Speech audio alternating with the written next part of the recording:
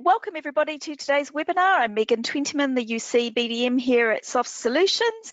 Anita unfortunately has caught COVID for a second time and isn't with us today, so I'm also doing her demo piece of this webinar, so please bear with me. We will try and stick to our bite-sized webinar format, but the purpose of today's webinar is to have a look at update 6, which is in alpha. This is a really major release and there's a lot of things to cover. So I'll run through what we know, what we've had a chance to start looking at. We have a test system set up, so I'll take you inside as well, but please do bear with me. Right, so the agenda today, looking at update 6, there are SBC capable IP phones from Yealink and Fanville. We'll look at the user roles, the group functionality, the web client admin and IP phone configuration. As I say, I'll take you quickly inside our demo system and then just some regular housekeeping, and we will move through as quickly as possible. So, SBC capable phones. This is an SBC on board specific models of phone via a firmware update. So it is not a specific different hardware build. It is a specific firmware that has been developed by the hardware manufacturers. So as everyone knows, if you've got a cloud hosted 3CX and you want phones to provision on site, you need the SBC or session border controller. For larger installs, we still see a standalone SBC being required, but we're still doing testing. So what we know is that one phone can act as a proxy for up to approximately 10 other phones, and it's very easy configuration. The other thing that update 6 has also brought in is that Startup Pro, which is still in beta, will also allow IP phones to connect, but an SBC is required, and these same phone models will work with that. So Startup Free won't allow IP phones, but the Startup Pro, which will be the chargeable version, will, and that is still in beta. So the models so far from manufacturers, from Yealink, we have the T5 range, so the 53W, the 54W, and the 57W. And then from Fanville, an expanded range of units, and note they're all V2 units. So you can see the list there, it is up on 3CX's website.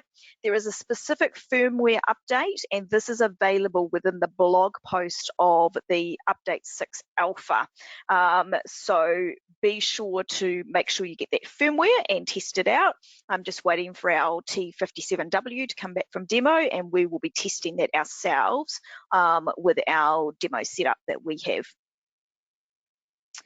The next major thing that has changed is around the user roles and the definition and what those people can do. So there are now 7 distinct roles with update 6, and you can see I've got a quick overview here around them. So a user is just a user, right? It's the most basic that there is. They can see presence of everybody else on the system. Then you start getting into these more advanced roles. So receptionist can do things like override office hours for the group they are a member of. They can see all the group calls, the presence. They can do things like divert, transfer, pick up, park, and intercom, those kind of reception. So it's almost like a traditional receptionist type role that we think of. Then we get to what's called the group administrator. So by default, they don't see any reports or recordings. You can alter some settings there, and they cannot use features like listen in or barge in, those kind of features. But what they can do is they can configure call handling, SIP trunks, WhatsApp, live chat, those types of things. So that's what we're seeing with the group administrator role. Then we have a manager. So it has everything that the admin view has, but it can also perform some additional management actions. So if you think in the realms of like a call center manager or team leader type role, they can do things like set office hours for their users in their group. They can create users and elevate roles of those users, but only to roles below where they sit in the pecking order. They will see reports, be able to access recordings. Obviously, they'll have all the presence and calls and receptionists, but they can also listen in or barge in or whisper, those types of functionalities, which is part of training as a manager or a call centre team leader. Then we get to the owner. So an owner can only elevate people within their own group, so they're an owner of a group, move someone up to manager or group admin roles. So, and they can do, you know, a lot of those other functions and features. And then the system administrator can see everything for all groups and all SIP trunks, even if they're not part of a specific group. And we're going to talk about groups in a minute, which is a major feature. They cannot barge in or listen in or whisper, those types of things. They won't see reports and recordings, and they cannot elevate another person to a system admin to the same role as them, but that's kind of more of an oversight. And then you get to system owner, which has full rights across everything. So they can elevate other people to system administrators, and they have full rights. So, you know, think of the owner being your top IT person that can see everything. The management console is left as is, and any settings and rights assigned remain as is. So we're pulling stuff into the web client, which you'll see as we move through the next part of the presentation. So this is just a quick screenshot. And this is two overlaid shots from our live system and our test system. So in update 5, we brought in this new admin view, and you had users and voice and chat, and you could do some configuration, and we looked at that in an earlier webinar. With update 6 alpha, there are now 7 options for admins. So you have your users, your voice and chat groups, which we're getting to, office hours, call handling. You can link to the management console, and there's very good help as well. You can also see with some of the highlights there that Anisha's set herself up on the system as a system owner and set me just as a mere user. Quite offended. But it can also show what your group membership is. Now, we at the moment only have a default group, so it says default, but as you add more groups, you'll see which group everybody belongs to. So that's what it's going to look like. So let's get into group functionality. Which is quite a major thing. So groups are no longer just a group of extensions. They are becoming a key feature of 3CX, of grouping teams of people together. One of the key things is that groups can have their own unique time zone, their own unique office hours, even their language. So they can easily separate routing and SIP trunks, and users within each group can have different rights and management abilities. So what we're seeing there is the future plan to have groups for, say, an organisation that have people in different time zones and they're using one hosted instance. You know, do we say it's a step back to multi-tenancy? It kind of feels like it, but we're still in the testing stage of that ourselves to see how that works and what restrictions there may be. Unfortunately, as I said, Anisha is out with COVID, so this week was her week to spend a bit of time playing with the groups, but we will keep looking at that next week. I've had a bit of a look. The user roles are a critical part of the group's function and how they work correctly. So, you know, things like that phone routing based on the time received and all those types of things will be controlled by this group functionality. So it's really, you know, quite a major feature. So this is the web client admin new interface and what you can see. So it's just a bigger image of it. And this is where, as I see, you'll start to see those user roles really coming into play of who can do what and that type of thing. And if you're running your 3CXs as an MSP, you can set yourself up as the owner so that you control it and don't allow others to have those admin rights and that kind of stuff. So don't panic. They're not taking things away from you. You'll just manage them in a slightly different way for each instance of 3CX. So this is just a quick side-by-side of that web client admin. So you can see that it's changing. We're also seeing things like some of the language changing as well. So things like call handling instead of forwarding, and some of that language is changing to make it a little bit simpler to understand. And, you know, as I say, we're all going to be playing with this and getting to know how it all works together. So the next major is IP phone config.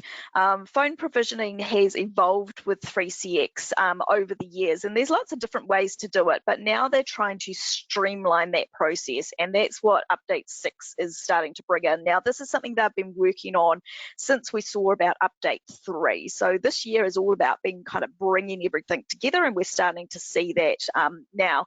So they've actually rewritten their RPS provisioning server, which has been a major undertaking, and the new process is designed for, I guess, really one secure provisioning method, whether it be for the cloud instance or an on-prem. So we sort of saw a bit of a disjoint before.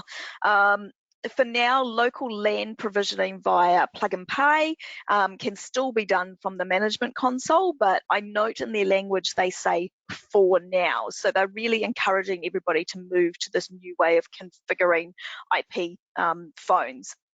It's going to be easier because it can be done from the web client, or you can use the RPS server or a web link. So it definitely is moving in a direction to make it easier.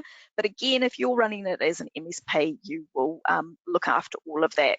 So just web client, again, we're starting to see this language evolve. So we've gone from status in update 5 to call forwarding in update 6. Couple of other changes. Status scheduler has become switch status, and you know, we're starting to see that language evolve a little bit through the solution. Okay, so now you're stuck with me to do the demo instead of Anisha, who would normally be doing this. So bear with me while I quickly change screens.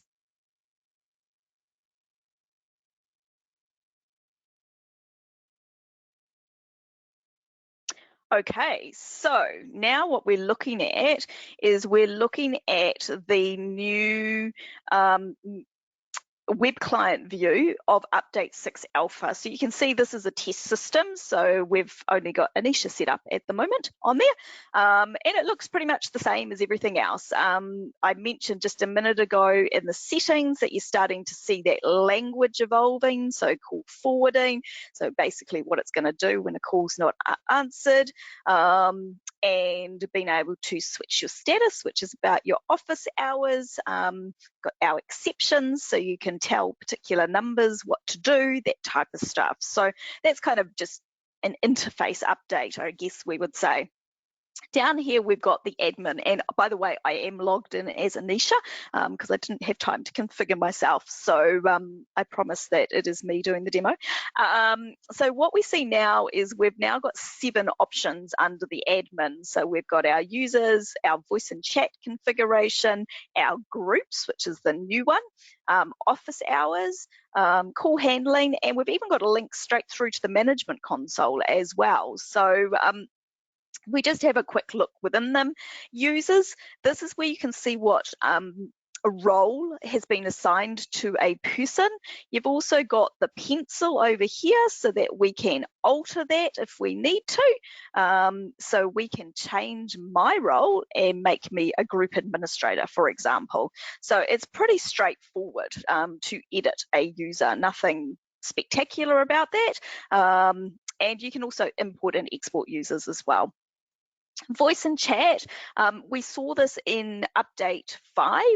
So this is where we can configure WhatsApp and Facebook Messenger, which is still in there at the moment. You can also add a trunk now, which is a new feature in update 6.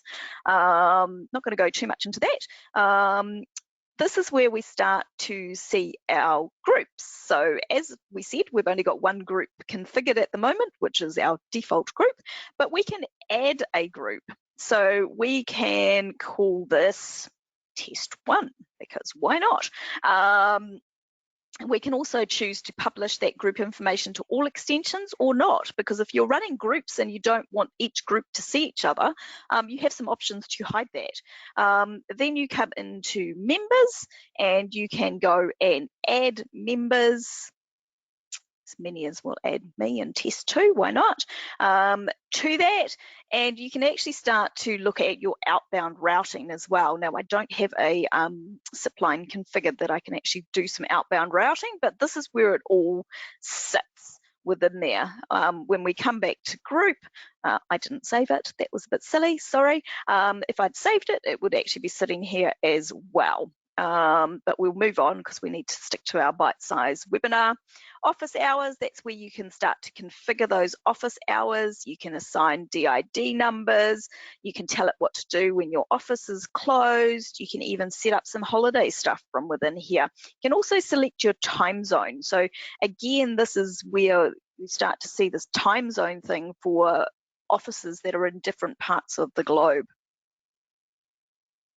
Call handling, this is where we can add ring groups and queues and digital receptionists.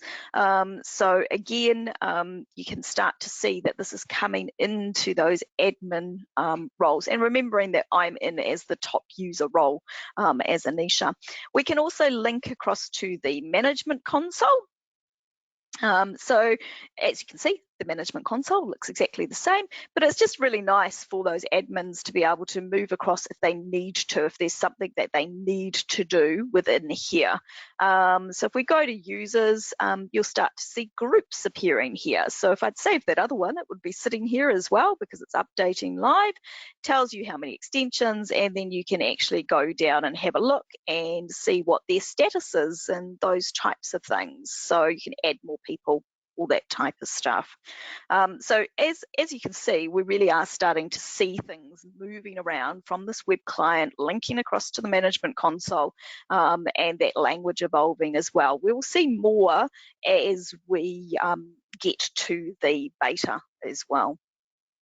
Now, I'm just going to switch back to my presentation. Fantastic. And get my presentation back. Okay, so just a few other quick updates for you.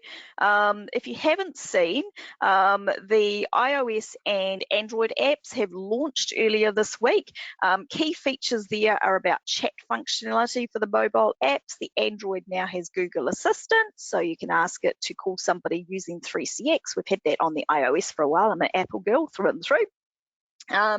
We've also sent out our UC channel update on Wednesday, which is the last one for the year. We'll send out a new channel update in February. I usually don't do it in January because I'm on leave, but if there's something major, watch your email inboxes. Another key note is your partner targets for 2022. We are fast approaching the 31st of December. Have you checked in your partner portal that you have met your requirements to keep your current status, or are you only a few dollars away from going up to the next status? Because now is the time to lock that in for 2023. Remember, you will carry your status through to 2023. This morning, you should have all received an email from 3CX announcing or confirming, because we actually heard these when 3CX were in country, the new partner targets for 2023. So basically, apart from bronze partners, everything's gone up. Bronze partners, they've actually lowered the threshold from $2,500 US retail to $1,000 because they want to get more people into that bronze partnership. And then for silver, gold, platinum, and titanium, those targets have moved up. Now, everybody always says, why do they keep moving the targets up? The key thing is that they are expecting their partners to be looking for new business as well as their recurring revenue. So basically, you'll have recurring revenue, and then that's giving you a stretch goal to increase as well. So these targets are global targets, not specific to New Zealand. They are global targets. So that's what's been announced so far. What we do know from 3CX being in country is that they're altering what certifications are required for each level, because the certifications are going to change as well. So we will see that come out in the new year with the full requirements for the program. It'll be in your partner portal as soon as you log in for the new year. I believe it'll be released in early January. Just some quick reminders in terms of resources. Obviously, attending these webinars, we really do appreciate your attendance, and we try to educate and digest all of the bits of information that we're getting from 3CX and any little tidbits that we get as well. If you need help, reach out to us. We're here to help. You know, that is what keeps me in a job. I love talking to you all, as you know.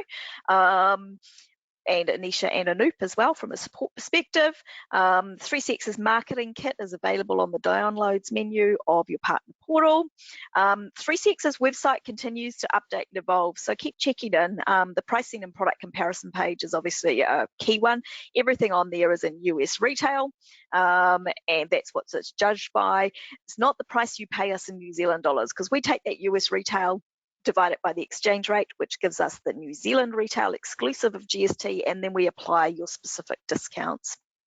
So those are quite useful, but those sales pages and the configuration guides continue to evolve. So the configuration guide for update 6 alpha is quite a major change, because it's quite major functionality that is changing in update 6. Keeping up to date is obviously really important. Now, we have not announced our Q1 technical training dates.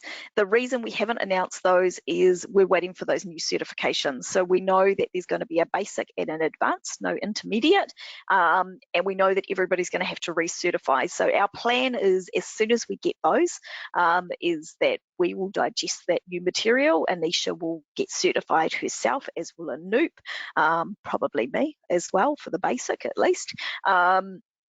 And then we will begin to roll out trainings. Now, those will be a combination of online trainings, in-person trainings, and our plan is to just have a training every month so that we can try and get through as many of you as possible. We'll keep them to kind of quantities of people that make sense, so that everybody can communicate and ask questions, etc. If you're not signed up for our communications, let us know. Just reach out to me on uc@softsoul.co.nz or Megan at softsoul.co.nz. We send out our channel update monthly newsletter, so it has new information about hardware, all the changes with 3CX, links to blogs, links to recordings, all those types of things.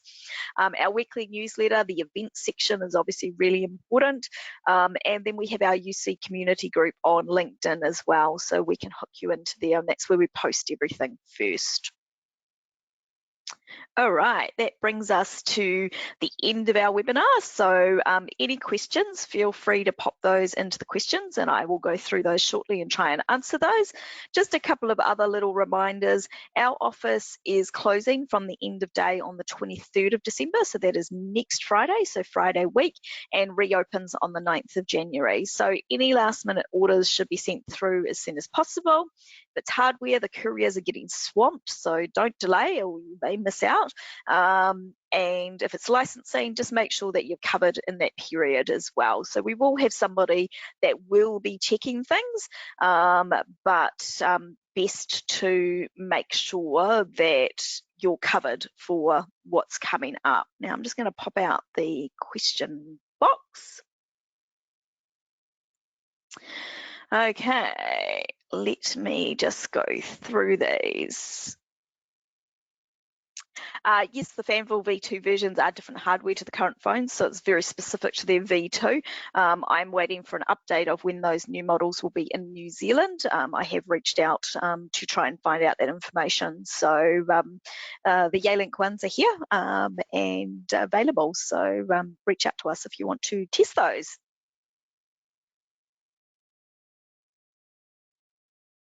Has there been any talk about amalgamating admin logins? Having to switch between the management console and the web client can be a little bit painful. So as you can see, we are starting to see everything kind of coming together. They've been working on all year, so there's been no specific notifications to us. What we are seeing is more and more being in the web client with those roles, and we do know that the roles and the groups are going to be a key part of the product going forward. As to whether you'll have to keep switching, I can't answer that on behalf of 3CX at this point, but you know, I do know that they're trying to make everything much more simple and allow you to make the choices of what you manage for your customers and what you allow your customers to manage for you. for their instance as well, or their group as well. No, they haven't changed the BLF to something like buttons or keys. BLF is kind of such a telephony term that it's been around since the analog systems, and most people do understand it. You know, I just say it's the pretty lights and move on. I try to be as non-technical as possible, as you know, but I haven't heard of any more language being changed from there. Basic and advanced certificate requirements for partner levels. I don't have the exact details of what will be required. I believe it'll be pretty much like the partner program now. So like the very entry level, you'll only need basic, and then the further up, you'll need both. We encourage all partners to have both certifications.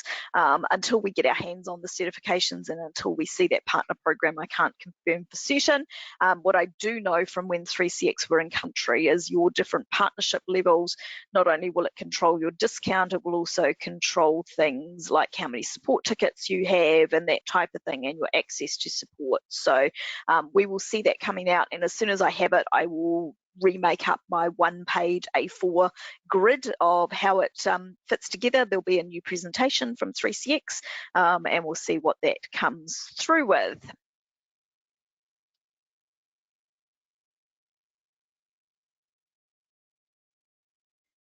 Bulk provisioning of devices remote to the PBX.